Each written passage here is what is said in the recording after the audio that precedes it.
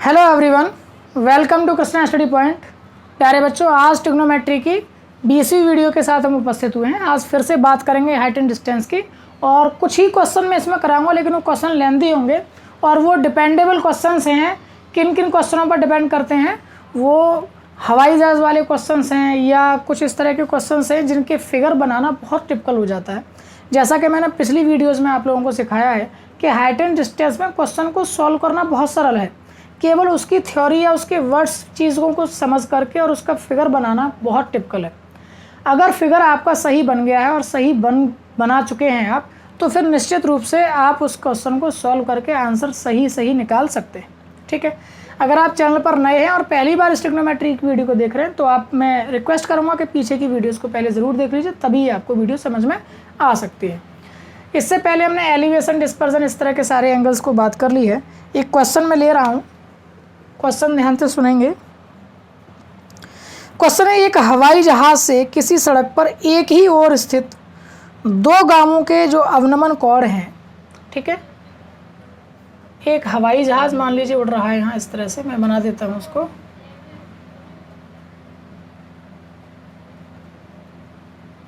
ये लीजिए, ठीक है,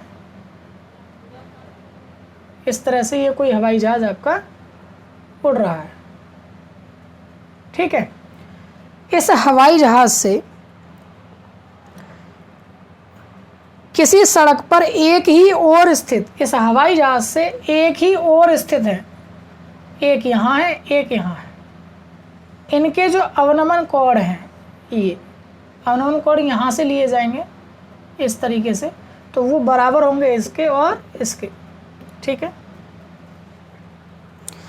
45 और 60 देखेंगे तो इनमें से कौन सा 60 होगा, कौन सा 45? ये हमने पीछे की वीडियो में सिखाया है। ये बाहर वाला होगा वो कम होगा, अंदर की तरफ आ रहे हैं तो वो 60 डिग्री ऐसे होगा।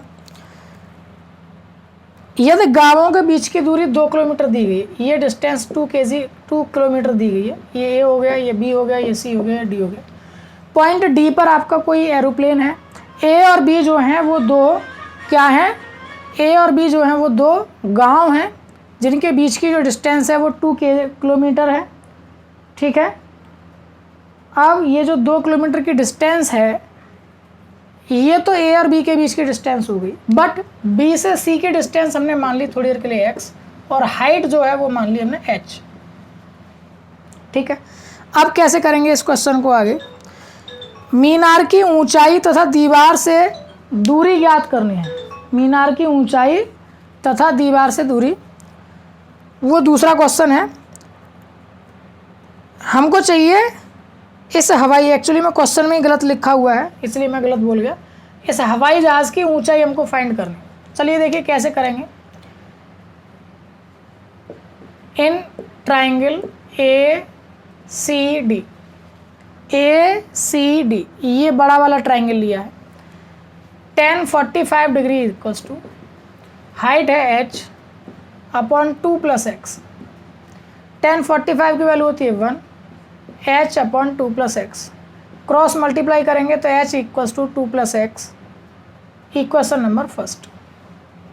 ठीक है, अब दूसरी बार ट्राइंगल लेंगे आप BCD, ट्राइंगल BCD में क्या करेंगे? अब आप tan 60 लेंगे equals to h upon x, तो यहाँ से h की वैल्यू आ गई x√3, क्योंकि tan 60 की वैल्यू √3 होती है।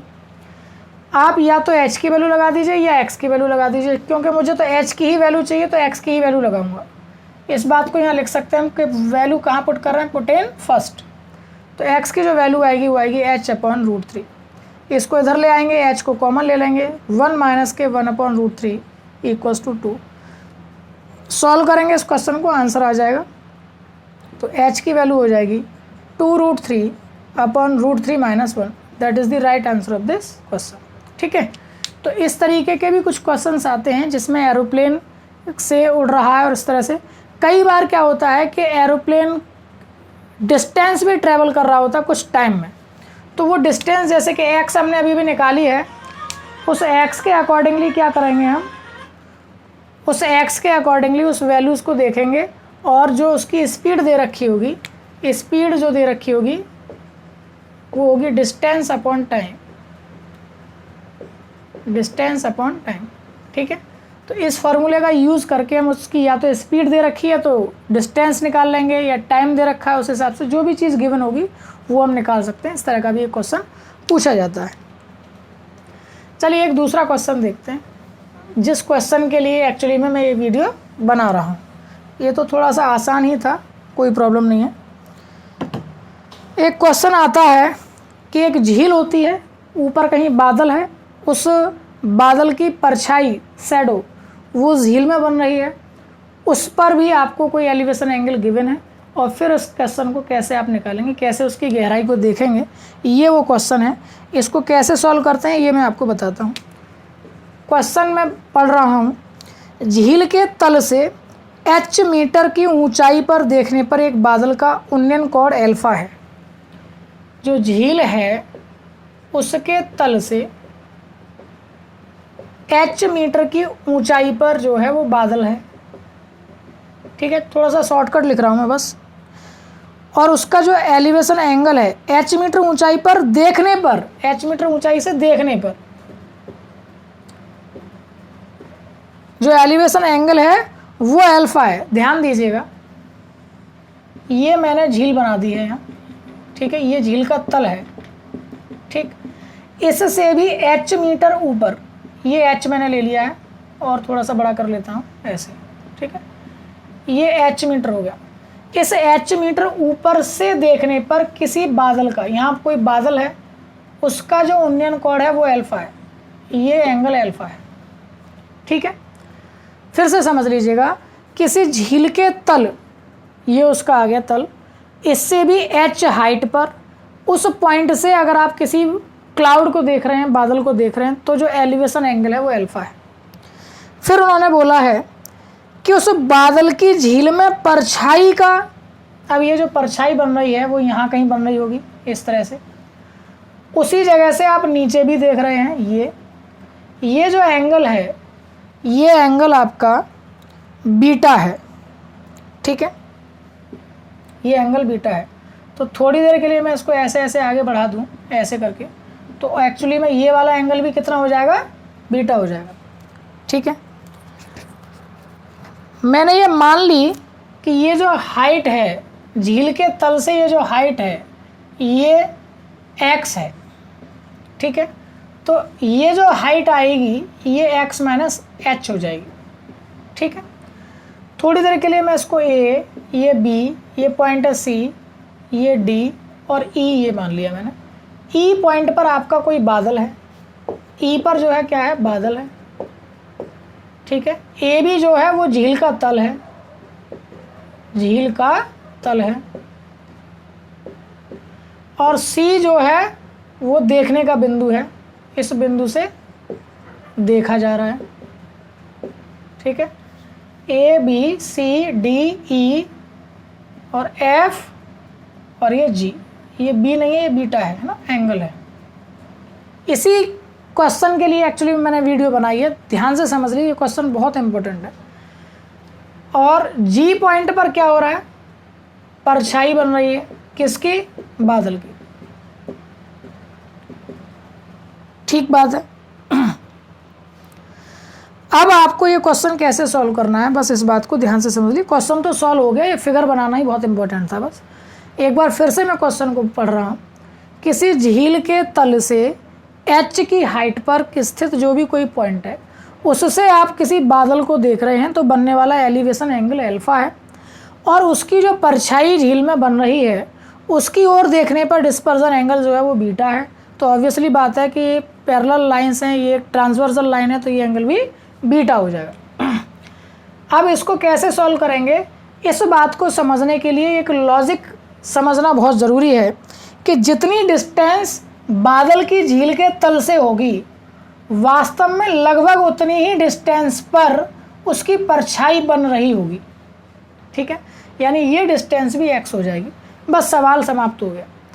अब आपको क्या करना है, ध्यान दीजिएगा, और इसमें प्रूफ करना है, वो भी मैं लिख देता हूँ कि जो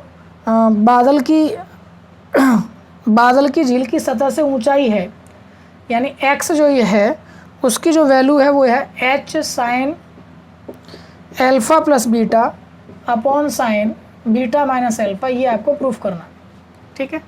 तो चलिए इस क्वेश्चन को देखते हैं कैसे करेंगे। सबसे पहले लेंगे हम triangle C D E, triangle C D E ये वाला। तो टेन अल्फा इक्वल्स टू कितना आ जाएगा, अगर मैं इसको थोड़ी देर के लिए y कह दूँ तो टेन अल्फा इक्वल्स टू हो जाएगा x माइनस के एच अपॉन वाई। ध्यान दीजिएगा कि हमको x की ही वैल्यू चाहिए, ठीक है। ये इक्वेशन मैंने फर्स्ट माना ली। अब मैं बात कर रहा हूँ ट्राइंगल सी एफ जी की। सी एफ जी में क्या आएगा बताइए ज़रा। Tan beta equals to H plus X upon, या एक्स प्लस एच कह लीजिए जैसे चाहें, अपॉन वाई। ये इक्वेशन सेकंड हो गई। अगर मैं इक्वेशन 1 में इक्वेशन 2 से डिवाइड कर दूं, ऐसे करके डिवाइड कर दूं ऐसे, तो y से y कट जाएगा। ये आपके पास आ गया tan alpha upon tan beta equals to X minus H upon X plus H. Clear ये वाली बात। यहाँ से अगर हम वैल्यू निकालना चाहें x की, तो इसका x का इस x प्लस एच का यहाँ गुणा होगा और यहाँ भी मल्टीप्लाई होगा।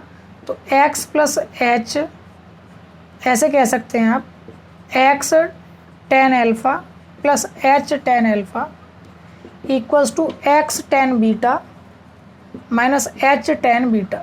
आपको x की वैल्यू चाहिए तो x को x के पास कॉमन निकाला, टेन अल्फा माइनस का tan beta equals to h common निकाला, ठीक है।